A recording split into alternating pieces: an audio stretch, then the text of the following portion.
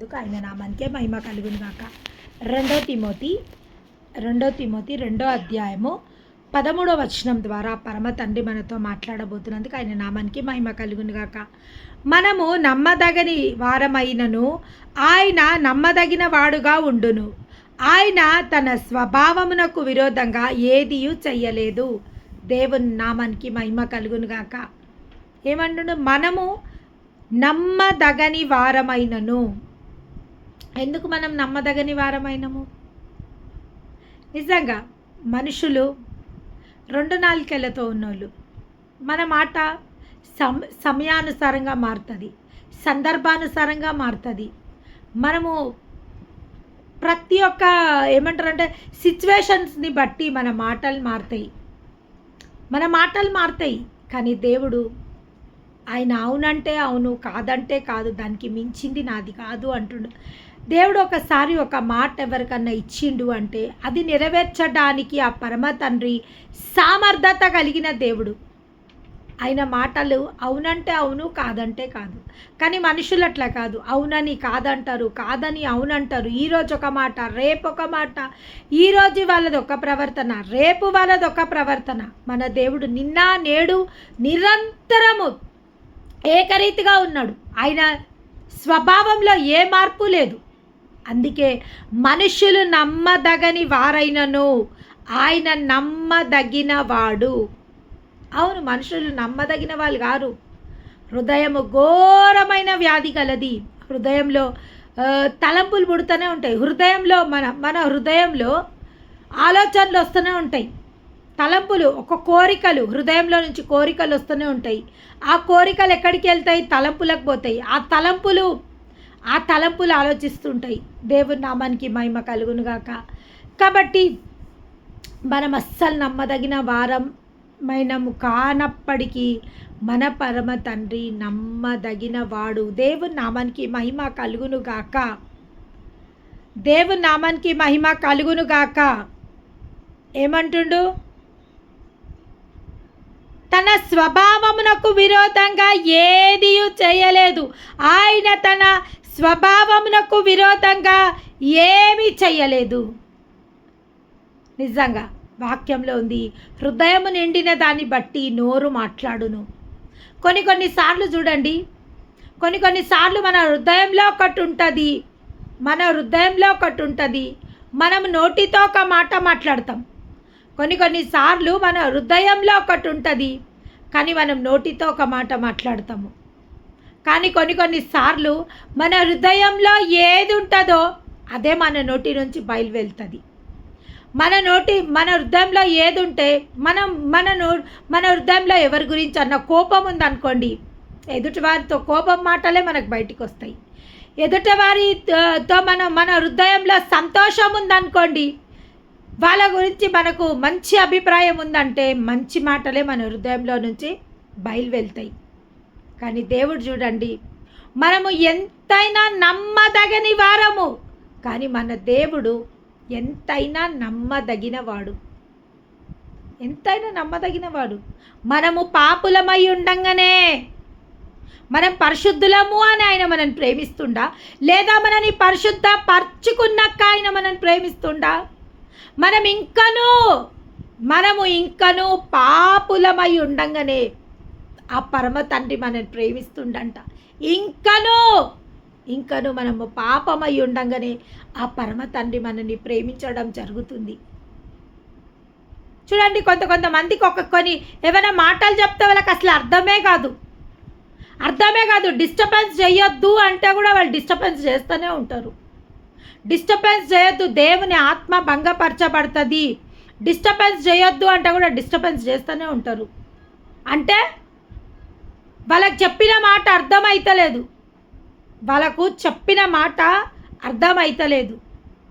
అట్లా కొన్నిసార్లు కొంతమందికి చెప్పిన మాటలు అర్థం కాదు.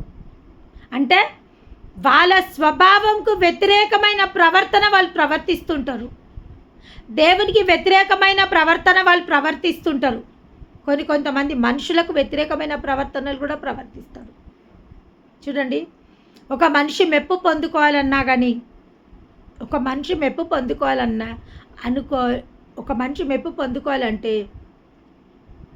ఎదుటివారిని బట్టి మనం ప్రవర్తించినప్పుడు ఆ మనిషి మెప్పు పొందుకోగలుగుతాడు. ఎదుటివారి హృదయానుసారంగా మనం ప్రవర్తించినప్పుడు మనము మెప్పు పొందుకోగలుగుతాము. లేదు, వాళ్ళకు విరుద్ధంగా మనం ప్రవర్తించినము అంటే మనము మెప్పు పొందుకోలేము. కానీ మన దేవుడు చూడండి, మనము ఆయనకు వ్యతిరేకంగా ప్రవర్తించిన, ఆయనకి ఇష్టం లేని విధంగా మనం ప్రవర్తించిన, ఆయన హృదయం నొచ్చుకునేటట్టు మనం ప్రవర్తించిన, మన దేవుడు ఎంతైనా నమ్మదగిన దేవుడు. ఆయన ప్రేమలో ఏ మార్పు ఉండదు, ఆయన కనికరంలో ఏ మార్పు ఉండదు, ఆయన వాత్సల్యతలో ఏ మార్పు ఉండదు. ఎందుకంటే మన దేవుడు ఎంతైనా నమ్మదగిన దేవుడు.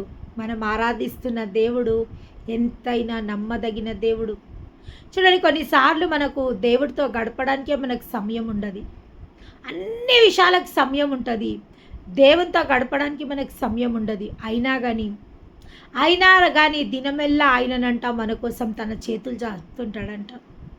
దినమెల్లా ఆయన మన కోసం చేతులు చాపుతుంటాడు. ఎప్పుడు మనము ఆయన చెంతకు వస్తామో, ఎప్పుడు మనము ఆయన శరణ వేడుకుంటామో, ఎప్పుడు మనము ఆయనను హత్తుకోవడానికి వస్తామనేసి దినమెల్లా ఆయన మన కోసం వెయిట్ చేస్తుంటాడంట. అవును, ఈరోజు మనం దేవుడి దగ్గరికి రాలేదు, ఈరోజు కలుసుకోలేదు, ఈరోజు ఆయనతో మాట్లాడలేదు, ఈరోజు ఆయన మన కోసం ఎదురు చూసి వెళ్ళిపోయాడు. మరి రేపు రాడా మన దేవుడు? తప్పకుండా వస్తాడు. మళ్ళీ రేపు అదే సమయానికి మళ్ళీ ఆయన వెయిట్ చేస్తుంటాడు. మళ్ళీ మనం రాము, మళ్ళీ వెయిట్ చేస్తూనే ఉంటాడు. ఎప్పటి వరకు ఆయన వెయిట్ చేస్తుంటాడు? ఎప్పుడైతే మనం ఆయన చెంతకొచ్చి మనం ఆయనతో సమయం గడిపే వరకు ప్రతిరోజు ప్రతి క్షణము ఆయన మన కోసం వెయిట్ చేస్తూనే ఉంటాడు. అందుకే మన దేవుడు ఎంతైనా నమ్మదగిన దేవుడు.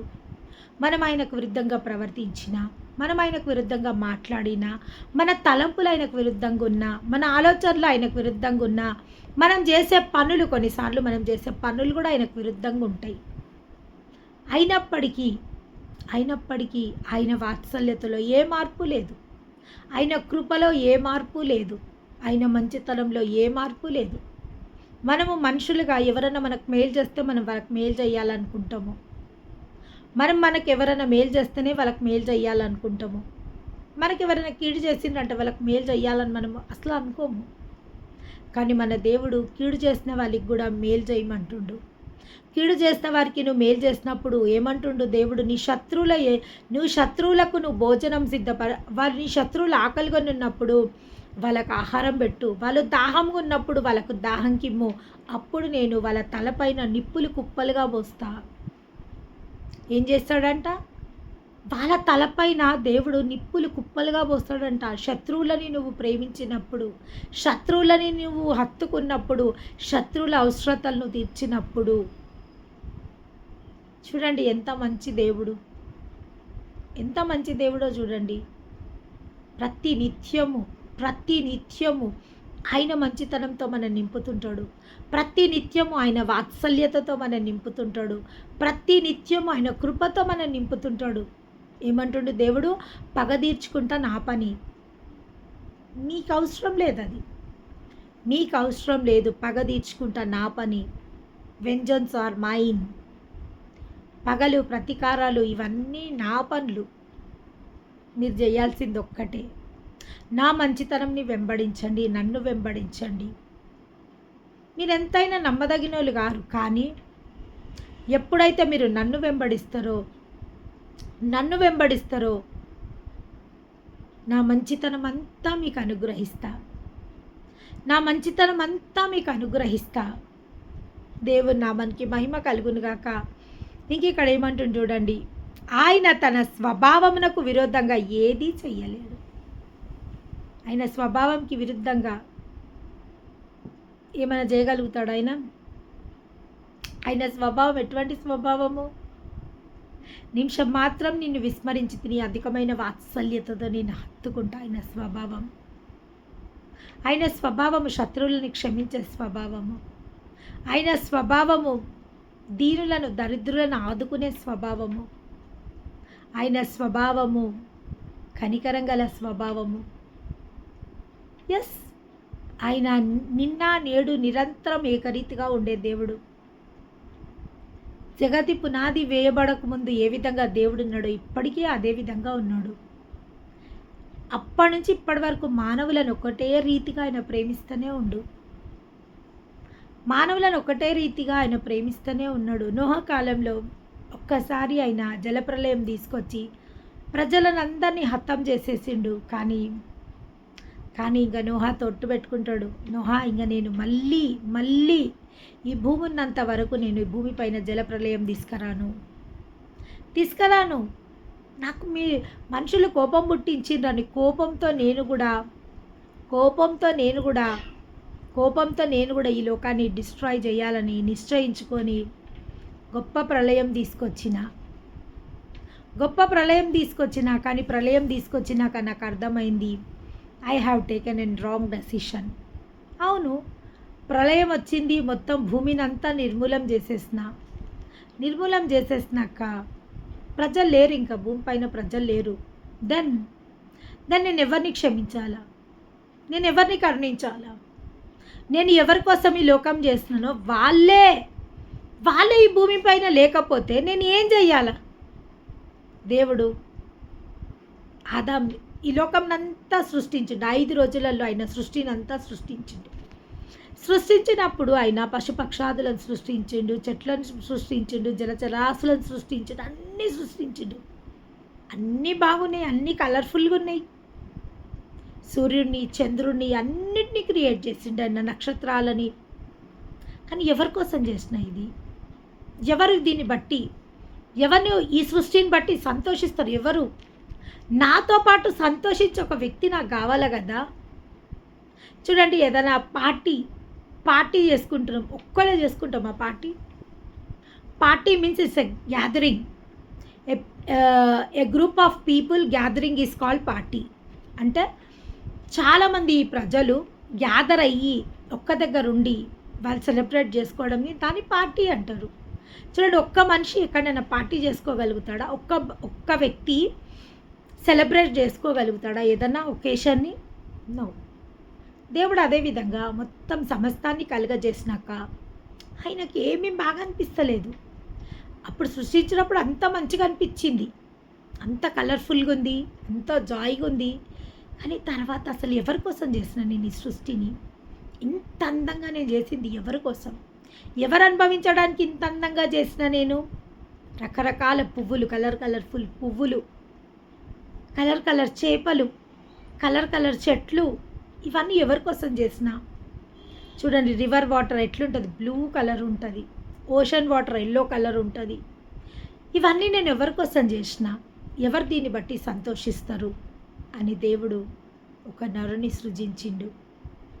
నరుడు ఒంటరిగా ఉండుట ఆయనకు మంచిగా అనిపించలేదు, కాబట్టి నారీని సృష్టించిండు. నరు నుంచి తీయబడింది నారీ. ఇరువురిని సృష్టించిండు. దే ఆర్ సో హ్యాపీ, చాలా బాగున్నారు. అపవాది వాళ్ళ మధ్యలో దూరినప్పుడు దేవుని నుంచి వాళ్ళకు విరోధం కలిగింది. వాళ్ళు ఆ యొక్క ఏదెను తోటలో నుంచి బయటికి త్రోసివేయబడ్డారు. తర్వాత ఆ మనుషుల జర్నీ స్టార్ట్ అయింది. వాళ్ళకు పాపము, సిగ్గు, మానము ఇవన్నీ వాళ్ళకి తెలియబడ్డాయి.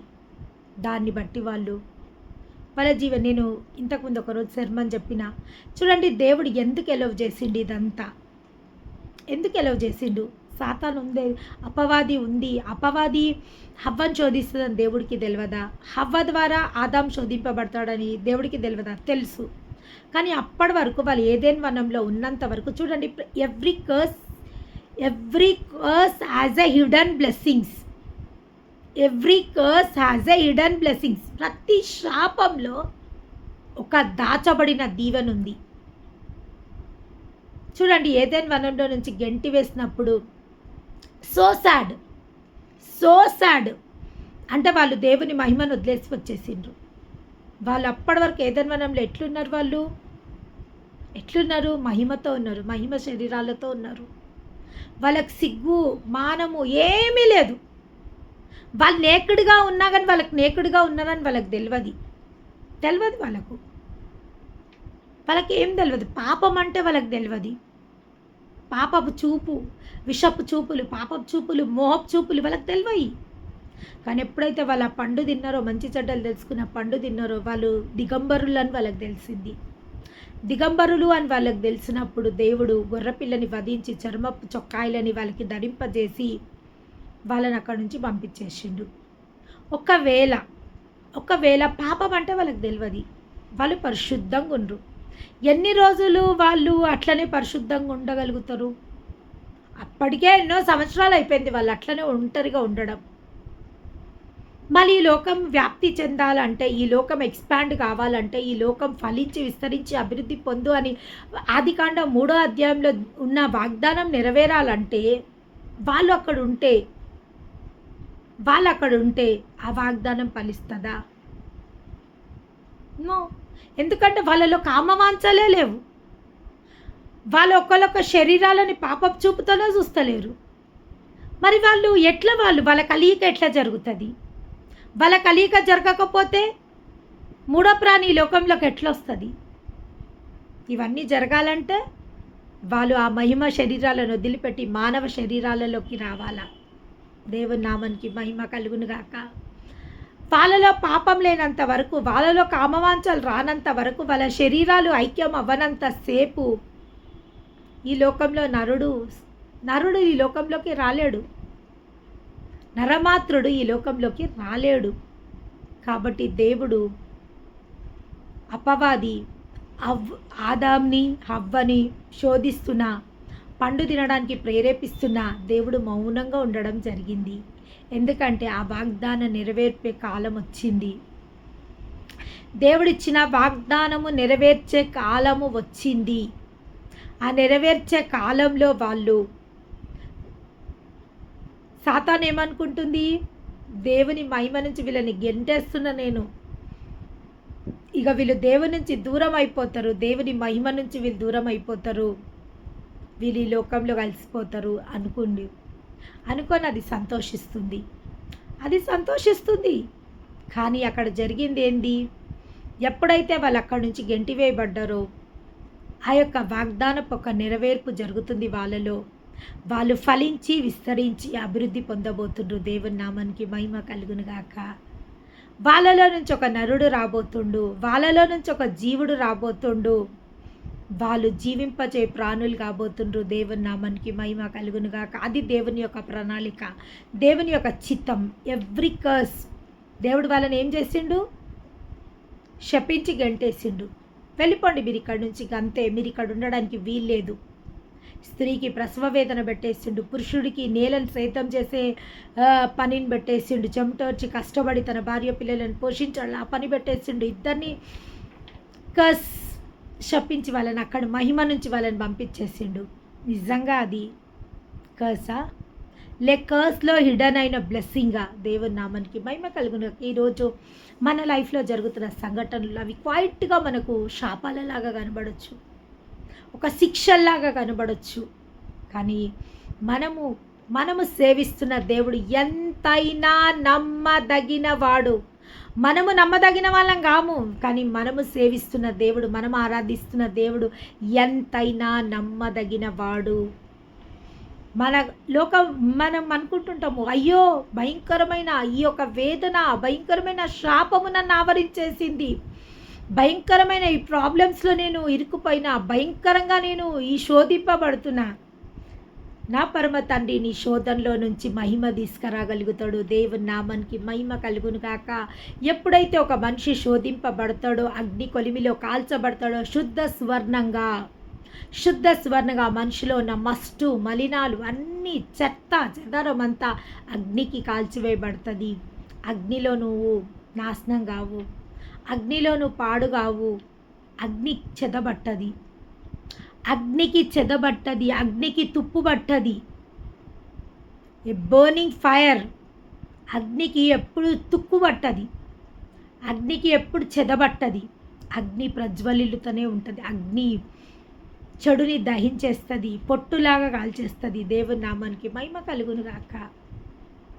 కాబట్టి నీ అగ్ని లాంటి కొలిమి లాంటి నీ శ్రమలు నిన్ను నాశనం చేయడానికి కాదు, నిన్ను పాడు చేయడానికి కాదు, కానీ దేవుని యొక్క వాగ్దాన నెరవేర్పు కోసమే నీ యొక్క శ్రమలు, నీ యొక్క శోధనలు, నీ యొక్క వేదనలు. దేవుని నామానికి మహిమ కలుగును గాక. నీకు అనిపిస్తుండొచ్చు ఇది నాకు ఒక శాపంలాగా అనిపిస్తుంది, ఇది నాకు శోధనలాగా అనిపిస్తుంది, అది నీకు అనిపిస్తుండొచ్చు.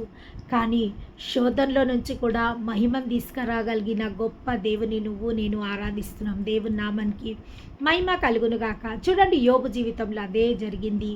సాతాన్ చేత యోబు శోధింపబడుతుండు. దేవుడు అన్నాడు, నువ్వు ఎంతనన్నా శోధించు యోబుని, కానీ ప్రాణం మాత్రం ముట్టొద్దు. సాతానుడు శోధించడం స్టార్ట్ చేసిండు, సమస్తం కోల్పోయిండు.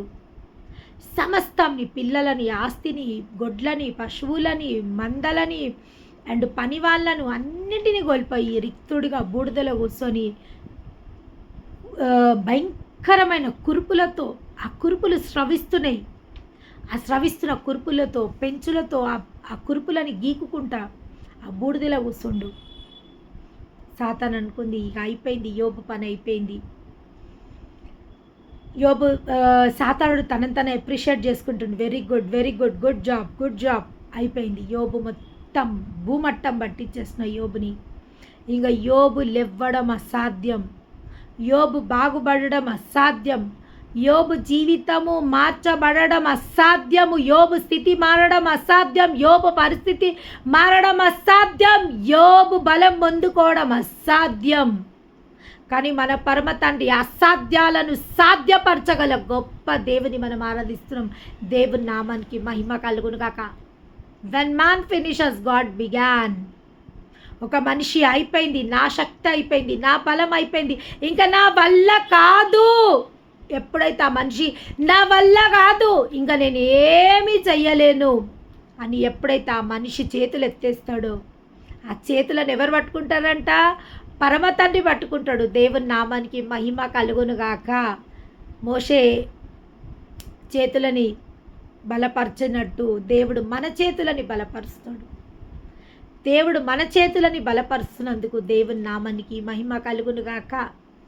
దేవుడు అంట మన కుడి చేతిని పట్టుకున్న దేవుడు, మన కుడి చేతిని పట్టుకొని మనని బలపరుస్తున్న దేవుడు. దేవుని నామానికి మహిమ కలుగునుగాక. ఎప్పుడైతే నువ్వు చేతులు ఎత్తేస్తావో దేవుడు ఎదురుగా, చూడండి, ఒక భయంకరమైన బందిపోటు, పోలీసు వాళ్ళు ఆ భయంకరమైన బందిపోటు ఎంబడి పడుతుంటే ఒక్కసారి ఆ బందిపోటు దొంగ ఇట్లా మరలిపోయి పోలీసు వాళ్ళు ఎదురుగా, అప్పటి వరకు దొంగ ముందు పోలీసు వాళ్ళు వెనుక, దొంగ ముందు పోలీసు వాళ్ళు వెనుక, కానీ ఒక్క టర్న్ ఇచ్చేసుకుంటా దొంగ, టర్న్ ఇచ్చేసి తన చేతులు పైకి లేపేసి సరెండరింగ్ హిమ్సెల్ఫ్.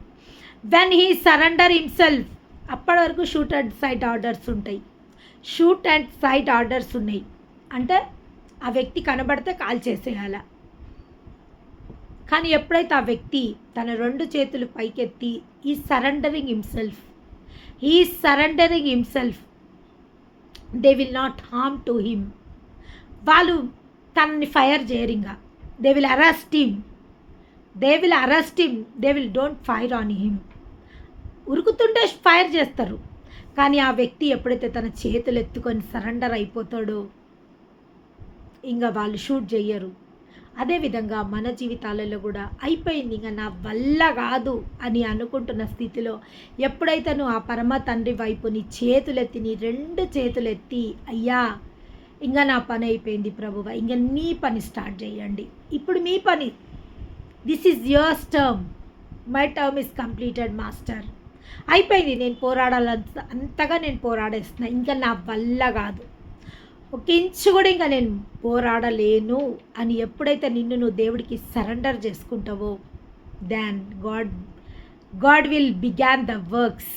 దేవుడు కార్యాలు చేయడం మొదలు పెడతాడు. దేవుని నామానికి మహిమ కలుగును గాక. ఎందుకంటే ఆయన ఎంతైనా నమ్మదగిన దేవుడు.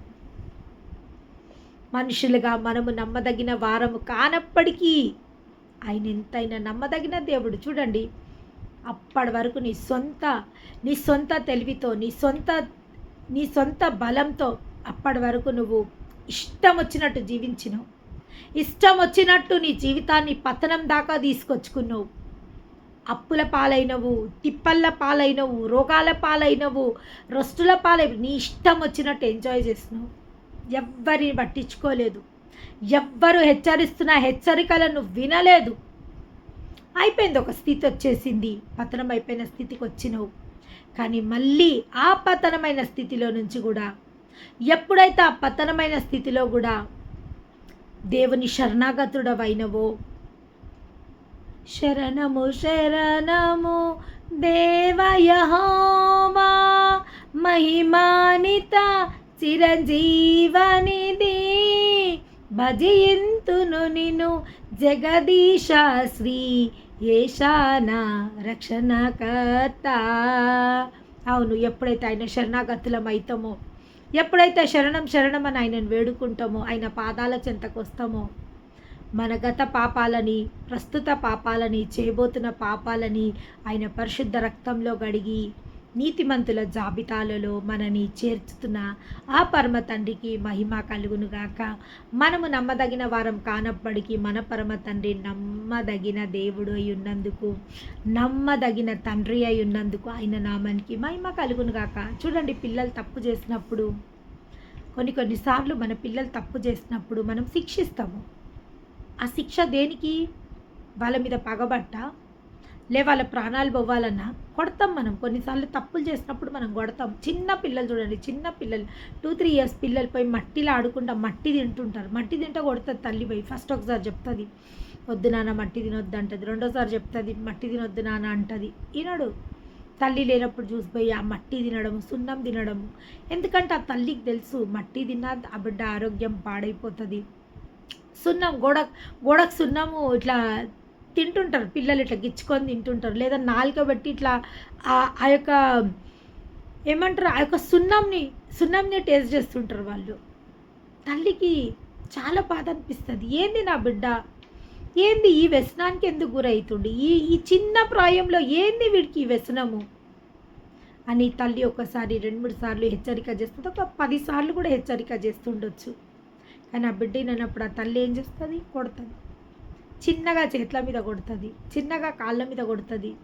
పోవద్దు, తినొద్దు, అది తినడం వల్ల నీకు నష్టం జరుగుతుంది, నీ ఆరోగ్యం పాడైపోతుందని కొట్టడం జరుగుతుంది.